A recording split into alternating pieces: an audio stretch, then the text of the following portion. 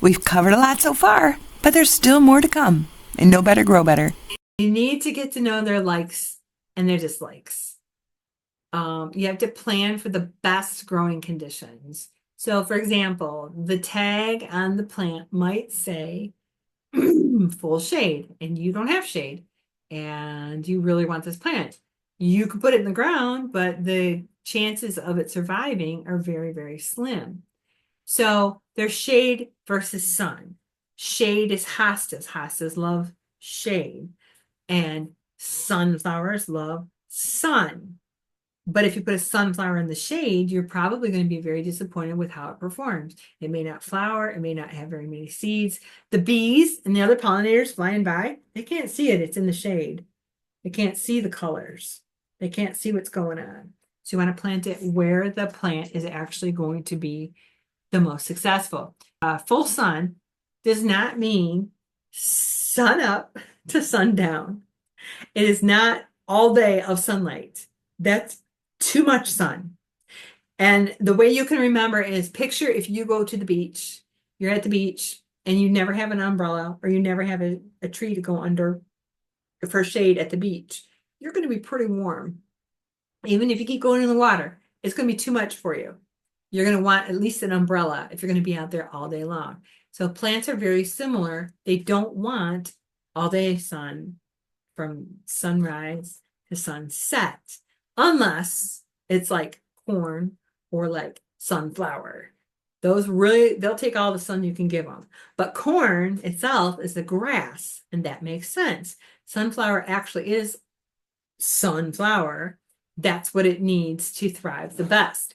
But most plants, when they say full sun, that's not actually what they mean. Versus mirrored. That's what they're looking for. So anything that produces a fruit or a flower, and that's what you're growing it for, is like the end result.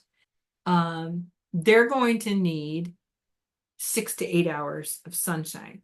If it is a root, like a carrot or an onion, if it's a green, like a lettuce or a cabbage, they don't need 6 to 8 hours of sunshine. They only need 4 to 6 hours of sunshine because all of their energy is coming from the leaves.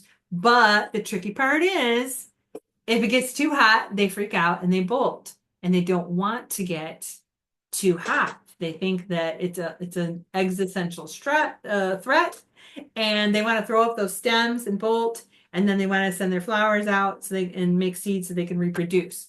So it's going to be roots or leaves. You only need 4 to 6 hours.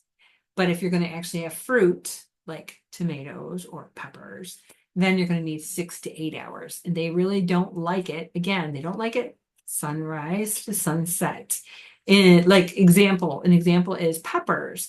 Peppers really love morning sun and middle of the day sun, and then they like it shaded in the afternoon.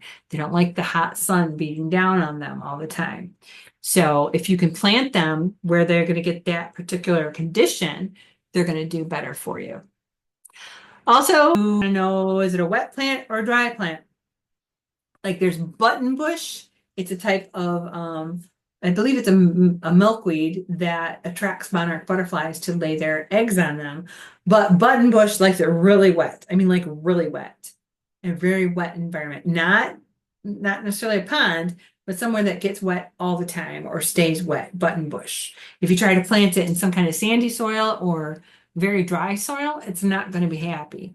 Versus a sedum or a cactus. They like it very, very dry. And then there's things that are kind of like in the middle, but toward dry, like a butterfly bush. A butterfly bush really doesn't like it very wet.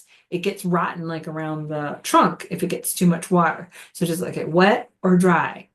And rich soil versus poor soil. Corn wants the richest soil that you can afford. Corn wants nitrogen like crazy. And so like in our homestead, we will add chicken poop to the soil, and that enriches it really well. And then later on, we may add up some like a liquid fertilizer to it, and it just does really, really well. And remember, corn's a grass. It's going to love nitrogen and wants to make more green stuff coming up to make the corn versus the poor soil, that butterfly bush. The butterfly bush is really not that picky. And so if you were to be spreading compost as you're doing butterfly bushes, putting those in, they're not going to like that as much. They like it a lot more on the dry side. They're also an herb, so they like it more on the dry side. And then how do you learn these things? You learn these things by reading the tags to start with when you're in the nursery.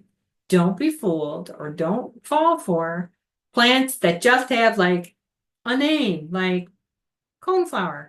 That tells you nothing, especially if there's no bloom on it. Or bee balm. That doesn't tell you anything. You want a tag that's got the name of the plant, the normal generic name, yes, but then you would also love to have the Latin name. And that's going to be really important as far as knowing what exactly to do for the plant. You can take that Latin name and you can go to Google or any search engine, type in that specific Latin name. So coneflower, which is Echinacea is the main name, and then there's going to be like another name that goes with it, and that's going to be how they bred the plant. So there's like native coneflowers, and then there's hybrid coneflowers. So if you were to go to the nurseries and you would see a yellow coneflower or a red coneflower, those would be considered hybrid coneflowers. They're going to have different needs, and you have to care for them differently. And they may not last as long as those native coneflowers. But again, if you don't have the Latin name to look it up, that's why the Latin names are important. Be very specific. When you're looking up your information, then you wouldn't get as much detail as you need. They'll also show you when you have the Latin name, it will also show you, which pests really like this plant and which ones you can expect to see on this plant.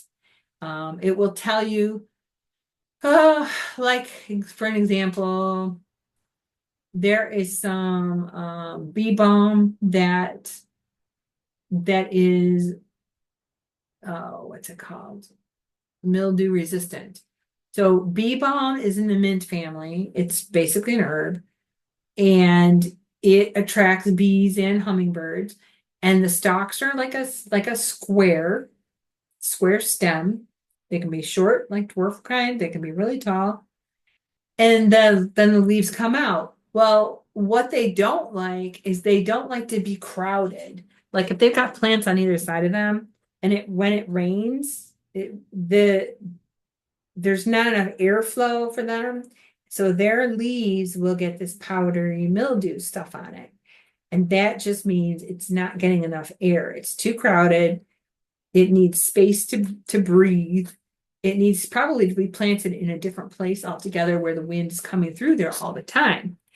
Now, you could look at the tags and it might say powdery mildew resistant.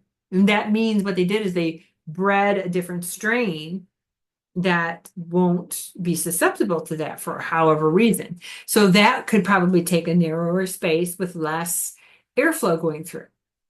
So that's something to consider. They have certain kinds of tomatoes that might be blight resistant. But again, you can't just say, oh, I want that cherry tomato that is blight resistant. You need to know what kind of tomato it is. So the Latin name is what's really going to come in handy. And you also can put the Latin name into YouTube and you can get videos that are specific about that particular plant that's going to be helpful as well. So that's something that I do as a service. That's one of the services I do is like when I design gardens and I plant gardens and I select the plants, I'm going to look to see what goes better with other things and what the best plants are for your particular size of garden and for your needs, the things that you want to see, and for the amount of time that you have to take care of them. If you don't have a whole lot of time, I'm not going to give you diva plants. There's no way. I don't want to saddle you with hot, crazy plants if you don't have the time to take care of them. And then if I did that, you would be set up for failure because I would not be meeting the needs that you have and the resources that you have. And there are considerations you have to take when you plant. You have to consider the timing of the planting, you have to consider the watering, and you have to consider protection. from critters or dogs or kids, things like that. So the timing, most things you're going to want to plant in the spring because there's a lot of moisture in the spring typically, and there's rains, and then there's a growing season. So the plant's roots can kind of get established. It can get its branches out to get some solar energy, and its leaves can get some solar energy. So spring is a really good time to plant things versus fall is going to be very good for trees and shrubs. And then like transplanting, I was always told that you never transplant in the fall, never transplant in the summer, you only transplant in the spring. But then I was also told that you could transplant plants at any time as long as they were well watered. So you have to know which plant it is. Some plants you can put in and expect blooms right away. Some plants, if you put them in the fall, you may not get the spring blooms because they need a whole season to grow and grow the branches that have the flower buds. So it depends on what the plant is and when you're going to plant it.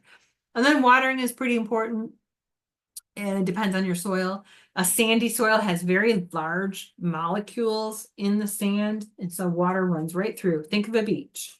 If you pour water onto a beach sand, it just kind of goes right through, which can be helpful if your environment, your garden environment is like clay, but this plant needs less water than what your clay offers. Maybe you mix in some sand with compost and things like that in that environment for the plant so the plant doesn't drown.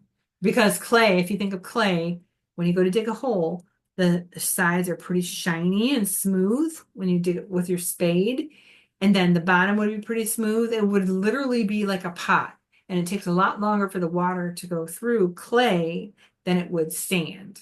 Click on the video for the next portion of Know Better, Grow Better. And if you enjoyed this, share it with a friend and consider subscribing to the channel for more. Thanks so much for watching.